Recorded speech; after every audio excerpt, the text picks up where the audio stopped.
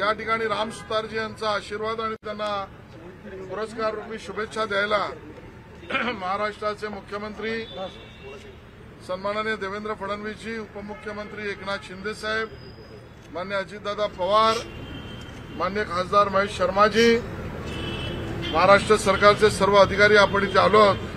मी जास्त वेळ न घेता माननीय उपमुख्यमंत्री अजितदादांना शुभेच्छा आणि त्यांचा या विषयावर आपला विचार आणि संदेश व्यक्त करण्याची विनंती करतो। अजितदादा नमस्कार। जगविख्यात शिल्पकार राम सुतार साहेबांना आज महाराष्ट्र शासनाच्या 13 कोटी जनतेच्या वतीनं जो मानाचा महाराष्ट्र भूषण पुरस्कार हा दिला गेलेला आहे। खरं तर आम्हाला मोठा भव्य दिव्य अशा प्रकारचा कार्यक्रम करायचा होता, परंतु अलीकडच्या काळामध्ये त्यांची तब्येत ही थोडीशी नरमलेली आहे आणि त्याच्यामुळे राज्याच्या प्रमुखांनी देवेंद्र फडणवीस साहेबांनी, एकनाथ शिंदे साहेबांनी, शेलार साहेबांनी आजच्या या कार्यक्रमाला उपस्थित असणारे त्यांच्या कुटुंबियांपैकी त्यांचे चिरंजीव अनिल सुतार साहेबांनी आणि आज उपस्थित असणारे डॉक्टर शर्माजी, खासदार इथले सौभाग्यवती स्वातीताई आणि तमाम सुतार परिवार, त्या सर्वांना नंतर सांस्कृतिक विभागाचे मंत्री यांना त्यांनी शेलार साहेबांनी ठरवलं की आपण दिल्लीमध्ये जाऊनच हा पुरस्कार द्यायचा।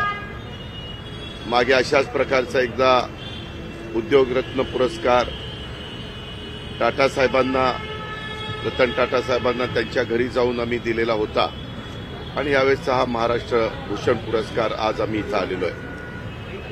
एकंदरीतच ज्या प्रकारची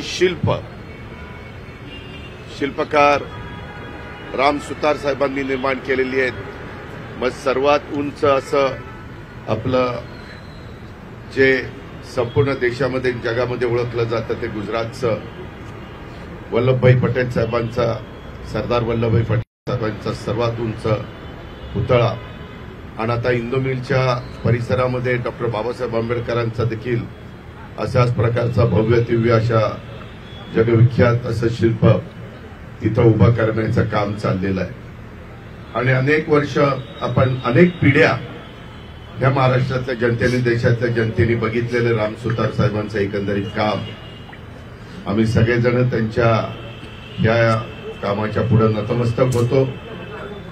आज त्यांच्या सर्व कुटुंबियांना आम्हाला इथं भेटता आलं, त्यांनी उभा केलेल्या स्टुडिओमध्ये आम्हाला त्या निमित्तानं येता आलं, त्याचं खऱ्या अर्थी समाधान आम्ही त्या बाबतीमध्ये भाग्यवान समजतो। अधिक वेळ न घेता मी माझ्या वतीनं त्यांना मनापासून हे महाराष्ट्र भूषण पुरस्कार मिळाला आणि त्यांनी तो स्वीकारला त्याबद्दल त्यांचं कौतुक करतो, अभिनंदन करतो।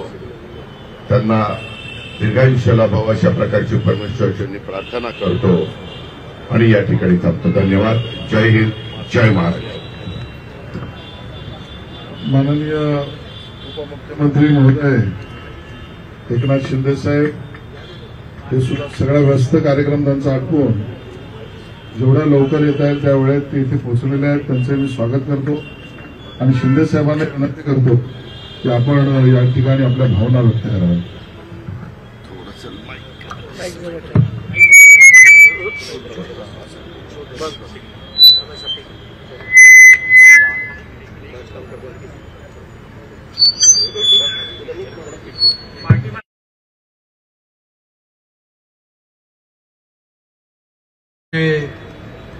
स्टॅच्यू मॅन म्हणून ज्यांची ओळख आहे तसे पद्मश्री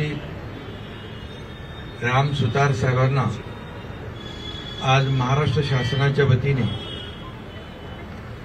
आदरणीय मुख्यमंत्री महोदयांच्या उपस्थितीत महाराष्ट्र भूषण पुरस्कार आम्ही दिला, याचा खूप मनस्वी आनंद आहे आणि तो त्यांनी अगदी प्रेमाने स्वीकारला याचाही आनंद आहे। खरं म्हणजे राम सुतार साहेबांनी देशात नाही जगामध्ये अशी अनेक शिल्प उभी केली. Statue of unity Sardar Vallabhbhai Patel यांचं सगळ्या जगातला उंच असा पुतळा उभा करण्याचा विक्रम देखील सुतार साहेबांच्याच नावावर आहे. आणि आता दादांनी उल्लेख केल्याप्रमाणे चैत्यभूमीतला भारतरत्न डॉक्टर बाबासाहेब आंबेडकर यांचा पुतळा आणि स्मारक स्टॅच्यू ऑफ इक्वॅलिटी हे देखील मोठा बाबासाहेबांचा पुतळा सुतार साहेबच उभा करतायत. आणि आता त्यांचे सुपुत्र अनिल सुतार साहेब आहेत. खरं म्हणजे या महाराष्ट्र भूषण पुरस्कार आमच्या सरकारने दिला, त्यामुळे खऱ्या अर्थाने या पुरस्काराचीच उंची वाढलेली आहे सुतार साहेबांना दिल्यामुळे. आणि म्हणून अतिशय प्रतिभावंत ऋषितुल्य असे शिल्पकार आणि असे कलावंत हे खरं म्हणजे मराठी माणसाचा मानबिंदू आहेतच आणि महाराष्ट्राचं भूषणही आहे. आणि त्यांनी अनेक अशी शिल्प उभी केली आहे. देशातच नाही जगभरामध्ये त्यांची शिल्प उभी आहेत. आपल्या संसद भवन परिसरात देखील 16 शिल्प उभी आहेत. आणि अयोध्येमध्ये मोठा श्रीरामाचा पुतळा देखील होणार आहे. आणि खरं म्हणजे असं जगविख्यात असं व्यक्तिमत्व राम सुतार साहेबांच्या या ठिकाणी कर्तृत्वाने त्यांनी देशाला जगाला दाखवून दिलंय. याबद्दल मी त्यांचं मनापासून अभिनंदन करतो. आणि त्यांनी आता 100 गाठली आहे. त्यांना उत्तम निरोगी आयुष्य मिळावं आणि त्यांना उत्तम आरोग्य मिळावं अशी प्रार्थना करतो, शुभेच्छा देतो. आणि आता राम सुतार साहेबांचा वारसा समर्थपणे अनिल सुतार साहेब पुढे नेत आहेत. आता आपला सिंधुदुर्गातला छत्रपती शिवाजी महाराजांचा पुतळा देखील भव्य दिव्य असा या ठिकाणी उभा झालेला आहे. आणि खरं म्हणजे नुसते पुतळे उभे राहत नाही, तर त्या पुतळ्याच्या चेहऱ्यावरचं जे काय हावभाव एक्सप्रेशन आहे ते देखील दाखवण्याचं कसं राम सुतार साहेबांनी त्यांच्या कलेतून दाखवलंय. मी त्यांना खूप खूप शुभेच्छा देतो आणि पुन्हा एकदा त्यांचं मनापासून अभिनंदन करतो. मी माननीय मुख्यमंत्री देवेंद्रजींना ज्यावेळेलाही विनंती केली त्यावेळी देवेंद्रजी हा कार्यक्रम मोठाच करावा या कल्पनेची दादा तुम्ही म्हणालात, हीच आपली कल्पना होती. पण प्रकृती अस्वास्थ आणि या सगळ्यात आपण त्यांच्या घरी जाऊ अशी भूमिका माननीय देवेंद्रजींनी आणि दोन्ही उपमुख्यमंत्र्यांनी घेतली. त्याबद्दल त्यांचेही मी मनापासून माझ्या विभागाकडून धन्यवाद व्यक्त करतो आणि माननीय मुख्यमंत्री साहेबांना आपल्याशी संवाद करावे लागतो. माननीय उपमुख्यमंत्री श्री एकनाथराव शिंदेजी, माननीय उपमुख्यमंत्री अजितदादा पवार, आपल्या महाराष्ट्राचे माहिती तंत्रज्ञान आणि सांस्कृतिक कार्यमंत्री आशिष शेलारजी, या कार्यक्रमाला विशेष रूपाने उपस्थित असलेले या भागाचे खासदार डॉक्टर महेश शर्माजी, आज या ठिकाणी विशेष रूपाने उपस्थित असलेले श्री अनिल सुतारजी, श्रीमती स्वाती अनिल सुतार, संपूर्ण सुतार परिवार, आणि आज ज्यांना महाराष्ट्र भूषण हा पुरस्कार नुकताच आपण दिलेला आहे ते जगविख्यात शिल्पी राम सुतार साहेब आज खरोखर आम्हाला सगळ्यांना आनंद आहे की महाराष्ट्राचा जो सर्वोच्च नागरी सन्मान आहे महाराष्ट्र भूषण, हा सन्मान जे या देशाचा सर्वोच्च नागरी सन्मान प्राप्त केलेले पद्मभूषण राम सुतार साहेब यांना महाराष्ट्र शासनाच्या वतीनं आज आम्ही या ठिकाणी तो दिलेला आहे। आणि ज्यावेळी या पुरस्काराकरता जी ज्युरींची समिती होती, या समितीने एकमताने हे रिकमेंडेशन केलं की राम सुतार साहेबांनी केवळ भारतात नाही तर जगामध्ये महाराष्ट्राचं आणि देशाचं नाव मोठं केलंय आणि ज्या प्रकारची शिल्प त्यांनी तयार केलेली आहेत ती अतुलनीय अशा प्रकारची शिल्प आहेत आणि म्हणून त्यांनाच हा सन्मान दिला गेला पाहिजे आणि म्हणूनच आज तो सन्मान प्रदान करण्याकरता आम्ही सर्व लोक या ठिकाणी आलो। खरं म्हणजे राम सुतार साहेबांचा जन्म हा धुळे जिल्ह्यातल्या एका छोट्या गावामध्ये झाला आणि कुठलीही खूप मोठे आर्थिक परिस्थिती नसताना देखील त्यांनी स्वतःच्या भरोशावर आपली कारकीर्द घडवली। जे स्कूल ऑफ आर्टमधनं शिक्षण घेतलं, त्यानंतर काही काळ सरकारमध्ये नोकरी केली वेगवेगळ्या विभागात, पण हे सगळं करत असताना पुरातत्व विभागामध्ये देखील अशाच प्रकारची शिल्प ही जोडण्याचं काम ते करायचे, त्या शिल्पांची निर्मिती करण्याचं काम ते करायचे आणि तिथनं ते दिल्लीमध्ये आले आणि हळूहळू स्वतंत्रपणे ही सगळी शिल्प त्यांनी निर्माण करणं सुरू केलं आणि आज तर त्यांचं वय 100 वर्षाचं आहे। 500 वर्षापेक्षा जास्त काळ राम सुतार साहेब शिल्प तयार करतायत।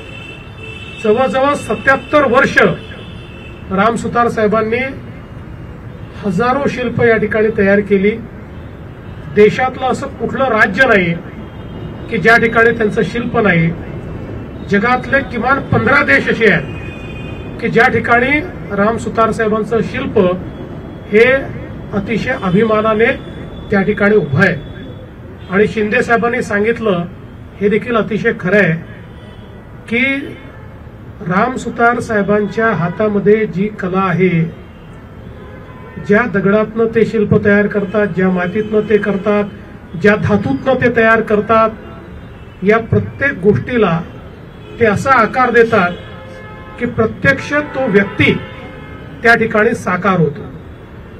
त्याचे हावभाव, त्या व्यक्तीचं जे काही चरित्रवर्णन आपण बघितलेलं आहे ते संपूर्ण चरित्रवर्णन हे तो पुतळा पाहिल्यानंतर आपल्या डोळ्यासमोर यावं अशा पद्धतीनं अशा प्रकारच्या प्रतिमा, अशा प्रकारचे शिल्प, अशा प्रकारचे पुतळे हे त्यांनी इतके वर्ष तयार केलेले आहेत। आणि ज्याचा उल्लेख आमच्या उपमुख्यमंत्र्यांनी देखील केला, ते सिंधुदुर्गातलं छत्रपती शिवरायांचं शिल्प असो किंवा स्टॅच्यू ऑफ युनिटी असो, स्टॅच्यू ऑफ इक्वॅलिटी असो, वेगवेगळे हे जे त्यांनी तयार केलेले पुतळे आहेत, प्रत्येक पुतळा हा आपल्या इतिहासाचा साक्षीदार आहे आणि एक अशा प्रकारचं एक त्यांचा ठसा या पुतळ्याच्या माध्यमातून या ठिकाणी त्यांनी निर्माण केला आहे की त्यांचा वारसा हा पुढचे 200, 300, 400 वर्ष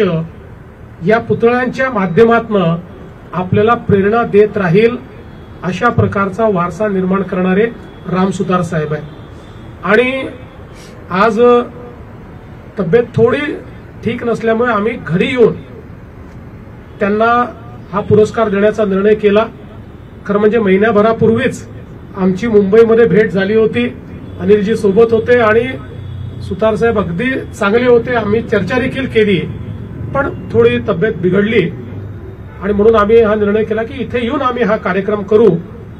आणि मला सांगताना आनंद वाटतो की ज्यावेळी त्यांना आम्ही पुरस्कार सुपूर्द केला त्यावेळी ते जय जय महाराष्ट्र माझा, गरजा महाराष्ट्र माझा असं बोलले। म्हणजे हा जो काही महाराष्ट्राचा अभिमान आणि स्वाभिमान राम सुतार साहेबांमध्ये पाहायला मिळाला की तब्येत थोडी ठीक नसतानाही त्यांनी सगळ्यांना ओळखलं, ते बोलले.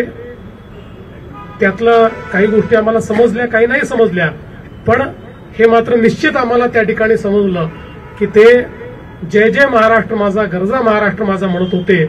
आणि त्यातनं आमचंही ऊर हा अभिमानाने आणि स्वाभिमानाने त्या ठिकाणी भरून पावला की 100 वर्षाचे राम सुतार साहेब या देशातले सर्वात प्रसिद्ध शिल्पकार म्हणून ज्यांच्याकडे पाहिलं जातं, या देशातल्या अनेक कलाकृती जी त्यांच्या कलेची जिवंत साक्ष आहे, असे राम सुतार साहेब यांच्या मनातही महाराष्ट्र आहे, यांच्या मनातही छत्रपती शिवराय आहेत. आणि आज विशेषतः त्यांनी त्यांच्या उशाशी एकीकडे सरदार वल्लभभाई पटेल आणि दुसरीकडे डॉक्टर बाबासाहेब आंबेडकर यांचे जे शिल्प आहेत, त्या शिल्पांच्या ज्या प्रतिकृती आहेत त्या ठेवलेल्या होत्या. म्हणजे त्यांच्या जीवनामध्ये हे जे शिल्पांचं महत्व आहे हे खरोखर त्यातनं आपल्यासमोर अधोरेखित होत होतं. अनिलजी आज अतिशय समर्थपणे ही सगळी भूमिका पुढे नेत आहेत. त्यांच्या मार्गदर्शनात वेगवेगळ्या प्रकारची शिल्प ते तयार करतायत आणि खरोखर आम्हाला सगळ्यांना अभिमान आहे की एक मराठी माणूस महाराष्ट्रातल्या छोट्याशा गावातनं या ठिकाणी दिल्लीपर्यंत आणि जगभरामध्ये अशा प्रकारे प्रसिद्ध होतो, इतके शिल्प निर्माण करतो. आणि खऱ्या अर्थानं जी सृजनशीलता आहे त्या सृजनशीलतेचा आविष्कार हा त्यांच्या माध्यमातून आपल्याला पाहायला मिळतो. आणि म्हणूनच आम्हाला या गोष्टीचा आनंद आहे. अनेक वेळा आपण असं म्हणतो की एखादा पुरस्कार हा व्यक्तीमुळे मोठा होतो, तेच आज आम्ही अनुभवलेलं आहे. महाराष्ट्र भूषण हा सर्वोच्च पुरस्कार आहे, पण तो राम सुतार साहेबांना दिल्यानंतर तो पुरस्कार अधिक मोठा झाल्याचा भास हा आम्हाला या ठिकाणी झालेला आहे. आणि म्हणूनच मला असं वाटतं की खूप चांगल्या पद्धतीनं आज हा कार्यक्रम आम्हाला करता आला, याचं मनापासून आम्हाला समाधान आहे. आम्हाला सर्वांना या ठिकाणी वाटतं आणि संपूर्ण महाराष्ट्राला हे वाटतं की राम सुतार साहेब अशाच प्रकारे शिल्पांची सेवा या ठिकाणी करत त्यांनी राहावं, नवनवीन शिल्प तयार करत राहावं. आणि म्हणून आम्हीही ईश्वराला प्रार्थना करतो की त्यांना दीर्घ आयुष्य मिळावं आणि त्यांच्या हातून अजून अनेक शिल्प ही घडत राहावी आणि त्या शिल्पातनं आपल्याला प्रेरणा मिळत राहावी, अशा प्रकारची शुभेच्छा देखील आज या महाराष्ट्र भूषण कार्यक्रमाच्या माध्यमातून मी त्यांना देतो. आणि पुन्हा एकदा त्यांच्या परिवाराचे आभार मानतो की परिवाराने आम्ही ज्यावेळेस त्यांना विनंती केली की आम्हाला इथे येऊन कार्यक्रम करायचा आहे, त्यावेळेस त्यांनी ते सहर्ष स्वीकारलं. आमच्या मनात 2 भावना होत्या की अजून काही काळ थांबावं आणि मग ते नीट झाल्यानंतर कार्यक्रम करावा. पण मग आता 2025 वर्ष संपायला आलेला आहे आणि हा पुरस्कार 2024चा आहे, त्यामुळे आपण हा लगेच कार्यक्रम केला पाहिजे. म्हणून आम्ही कुटुंबाला विनंती केली की आम्ही तिथे येऊन कार्यक्रम करू इच्छितो. त्यांनी लगेच परवानगी दिली आणि इथे आम्हाला सगळ्या व्यवस्था ज्या काही आहेत त्या उपलब्ध करून दिल्या. कुटुंबानेच आमचं स्वागत आणि सत्कार केला, त्याबद्दल त्यांचे मी मनापासून आभार मानतो. विशेषतः आमच्या सांस्कृतिक कार्य विभागाचे मी मनापासून आभार मानतो, त्यांचं अभिनंदन करतो की विभागाने अतिशय चांगला कार्यक्रम या ठिकाणी हा सगळा घडवला आणि ज्या काही व्यवस्था असतील या ठिकाणी जे काही कोऑर्डिनेशन असेल हे सगळं आमच्या सांस्कृतिक कार्य विभागाने केलं, म्हणून त्यांचे मनापासून अभिनंदन करतो. धन्यवाद. सर्वांचं मनापासून धन्यवाद. कुटुंबाचं विशेषतः धन्यवाद. माननीय मुख्यमंत्री, उपमुख्यमंत्री महेशजींचं धन्यवाद. आणि आता सांस्कृतिक कार्य विभागाचा भाग संपला. प्रश्न या सर, सगळ्यात मोठा महाराष्ट्राचा सगळ्यात मोठा पुरस्कार जो आहे तो राम सुतार यांना दिलेला आहे. त्यांना पद्मश्री असेल, पद्मभूषण असेल, या पुरस्काराने सन्मानित केलेला आहे. पण भारताचा सगळ्यात मोठा पुरस्कार जो भारतरत्न आहे तो त्यांना देऊन त्यांचा सन्मान करण्यासाठी महाराष्ट्र सरकार पुढाकार घेणार आहे. असं आहे की राम सुतार साहेबांसारखी माणसं हे भारतरत्नच आहेत. म्हणजे पुरस्कार कधी मिळेल, कधी द्यायचा हे तर केंद्र सरकार ठरवेल, आम्ही जरूर पुढाकार घेऊ, पण त्यांच्यासारखी माणसं ही कायम भारतरत्न असतात. सर खरं तर त्यांचं कार्य मोठे, त्यांचे अनेक पुतळे आहेत. महाराष्ट्र सरकार त्यांचं एखादं स्कल्पचर गार्डन तयार करणार आहे का? त्यांनी माझ्याशी बोलताना इच्छा व्यक्त करून दाखवली की महाराष्ट्रातून आम्हाला थोडीफार जागा मिळाली तर आम्ही त्यांच्या ते 100% आम्ही जरूर जागा देऊ आणि अशा प्रकारचं स्कल्पचर्स गार्डन तयार करणं ही तर मला असं वाटतं की अतिशय उत्तम अशा प्रकारची सूचना आहे आणि जरूर ती इच्छा आम्ही पूर्ण करू, कारण मला असं वाटतं की त्याच्यामुळे एक प्रकारे महाराष्ट्रालाही त्यातनं एक वैभव प्राप्त होईल. अरबी समुद्रामध्ये शिवाजी महाराजांचं पुतळा बनवण्यात चाललंय, त्याचं स्टेटस काय आहे आणि इंदू मिलचं जिथं डॉक्टर बाबासाहेब आंबेडकर अरबी समुद्रातला जो पुतळा आहे त्याच्यामध्ये आपल्याला माहिती आहे, आपण हायकोर्टमध्ये केस जिंकलो होतो. केस पुन्हा सुप्रीम कोर्टमध्ये गेली. मध्यंतरी सुप्रीम कोर्टने ती पुन्हा हायकोर्टला पाठवलेली आहे काही मुद्द्यांवर. करता हायकोर्टला आम्ही विनंती केली आहे की लवकर हायकोर्टाने ती केस निकाली काढावी आणि त्यानंतरच त्याच्यामध्ये पुढाकार होईल. इंदू मिलचा जो पुतळा आहे त्याचं काम आता सुतार साहेबांकडे चाललेलं आहे. त्याच्यामध्ये मध्यंतरी काही मतमतांतर होती म्हणून एक टीम देखील या ठिकाणी येऊन गेली. त्यांनी काही सूचना केलेल्या आहेत. त्यामुळे मला असं वाटतं की त्या सगळ्या सूचनांचा अंतर्भाव करून एक उत्तम पुतळा त्या ठिकाणी तयार होईल. यावेळी 6 डिसेंबरला आम्ही अनिल यांच्याशी बोललो होतो. त्यांनी सांगितलं की डॉक्टर बाबासाहेब आंबेडकरांचा शूट जो आहे तो तिथे यावेळेस इंदू मिलच्या इथं आणला जाणार आहे या 6 डिसेंबरला. तर त्यानिमित्तानं आणखीन म्हणजे किती कालावधी लागू शकतो त्यासाठी? मला असं वाटतं की आता त्यांच्याशी चर्चा करूनच हे सांगता येईल, कारण शेवटी आपल्याला तर लवकरात लवकर तो पाहिजे आहे, पण अशा प्रकारचा एक जो पुतळा आहे की जो पुढचे शेकडो वर्ष एक प्रेरणा देणारा आणि इंदू मिलचं स्थान हे अतिशय आयकॉनिक स्थान आहे, अतिशय मोठं श्रद्धास्थान आहे. त्यामुळे तिथे जो काही पुतळा लागेल तो अतिशय उत्तम असला पाहिजे, प्रेरणादायी असला पाहिजे, भारतरत्न डॉक्टर बाबासाहेब आंबेडकरांच्या व्यक्तिमत्वाला साजेसा असला पाहिजे. या निमित्ताने त्यांना जो वेळ लागेल तो वेळ आपण दिला पाहिजे, त्याच्यामध्ये घाई करून चालणार नाही. सर, रामसुतार सरांचे जे शुभचिंतक आहेत त्यांची इच्छा आहे की धुळे आणि गोंधळ एअरपोर्ट जो आहे त्याचं नाव कुठे ना कुठे रामसुतार सरांच्या बेसवर व्हावं असं ते आम्ही त्या संदर्भातला विचार करू. आणि असं आहे की रामसुतार साहेब अजून खूप वर्ष काम करणार आहेत, त्यामुळे त्यांच्याशी चर्चा करून आणि त्यांचं नाव आणि त्यांचं कार्य हे ठळकपणे महाराष्ट्रात राहिलं पाहिजे ही व्यवस्था आम्ही करू. एक राजकीय प्रश्न आहे. माहितीचे तीनही नेते, ज्येष्ठ नेते इथे आहे. आता नुकतंच रवींद्र चव्हाण जे भारतीय जनता पक्षाचे अध्यक्ष त्याचे राज्य त्यांनी म्हटलंय की मुंबईचा महापौर हा भाजपचा असेल. असं कोणीही म्हटलेलं नाही. सगळ्यांनी महायुतीचा म्हटलेला आहे. आमच्यामध्ये भांडण लावायचा प्रयत्न करू नका. मुंबईचा महापौर महायुतीचा. आता मी मुख्यमंत्री म्हणून भाजपचा महाराष्ट्रातला सर्वोच्च नेता म्हणून तुम्हाला सांगतो, मुंबईतला महापौर महायुतीचाच. बिहारमध्ये डबल सेंचुरी झाली असेल. असेल बिहारमध्ये डबल सेंचुरी बोललो त्याच्या बिहारच्या बद्दल मी ताबडतोब ट्विट केलेलं आहे. आपल्याला सगळ्यांना माहिती आहे की या देशाचे लोकप्रिय पंतप्रधान नरेंद्र मोदी साहेबांच्या तिथं खूप मोठं त्यांनी सभा घेतल्या, मार्गदर्शन केलं. स्वतः नितीश कुमारांचं गेल्या 5 वर्षातलं काम तिथं अतिशय उत्तम पद्धतीनं चाललं. केंद्र सरकारने त्यांना सर्वतोपरी सहकार्य केलं आणि डबल इंजिनचं सरकार आम्हाला अनेक मान्यवर, म्हणजे मी स्पष्ट सांगतो, अमित शहा साहेबांना ज्यावेळेस आम्ही भेटायचो, त्यांचे आता महाराष्ट्रात 2 दौरे झाले, त्यावेळेस मी त्यांना सहज विचारलं होतं की काय बिहारला साधारण रिझल्ट लागेल. ते म्हणाले होते 165च्या खाली बिहारमध्ये अजिबात एनडीएचे लोक निवडून आल्याशिवाय राहणार नाही, अशा प्रकारची एवढी त्यांना खात्री होती.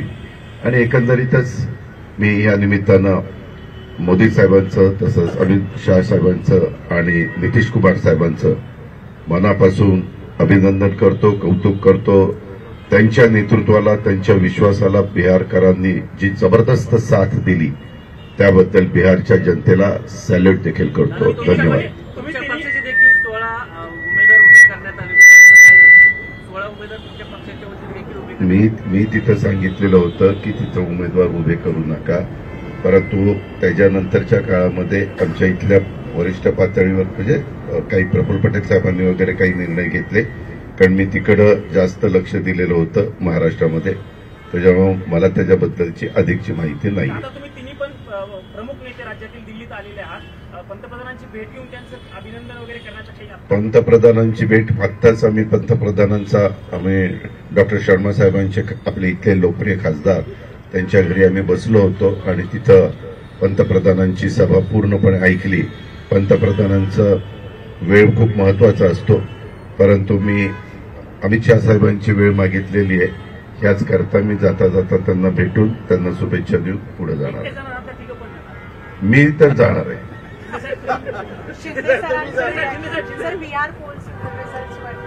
बिहारमध्ये एनडीएची सुनामी आलेली आहे आणि खरं म्हणजे लोकांनी जंगलराज नाकारलं आणि विकासराज स्वीकारलं. प्रधानमंत्री आदरणीय मोदी साहेबांच्या नेतृत्वावर विश्वास दाखवला आणि गेले 10-15 वर्ष नितीश कुमारजींनी जे काही राज्यामध्ये सरकार ज्या पद्धतीने चालवलं त्याला देखील लोकांनी स्वीकारलं आणि सर्वच घटकांनी, खास करून लाडक्या बहिणी, युवा वर्ग, शेतकरी सगळ्यांनीच अगदी भरभरून मतदान केलं आणि महिलांचं मतदानाची टक्केवारी जवळपास खूप मोठ्या प्रमाणावर 60-70% बूथवर वाढली आणि त्यामुळे खऱ्या अर्थाने लँडस्लाईड विक्ट्री बिहारमध्ये मिळालेली आहे. विकासाला लोकांनी प्राधान्य दिलेलं आहे आणि खऱ्या अर्थाने डबल इंजिनचं सरकार तिथंही होतं आणि म्हणून केंद्राने प्रधानमंत्री महोदयांनी केलेलं जे काही सहकार्य आहे याचा परिपाक आणि नितीशजींचं काम या निवडणुकीमध्ये पाहायला मिळालं. मी आदरणीय प्रधानमंत्री नरेंद्र मोदीजींचं मनापासून अभिनंदन करतो. आपले गृहमंत्री अमित भाई त्यांचे अभिनंदन करतो. अध्यक्ष नड्डाजी त्यांच्यासोबत माझ्या काही सभा झाल्या त्यांचे अभिनंदन करतो आणि नितीश कुमारांचं देखील अभिनंदन करतो आणि बिहारच्या सर्व जनतेचं अभिनंदन करतो.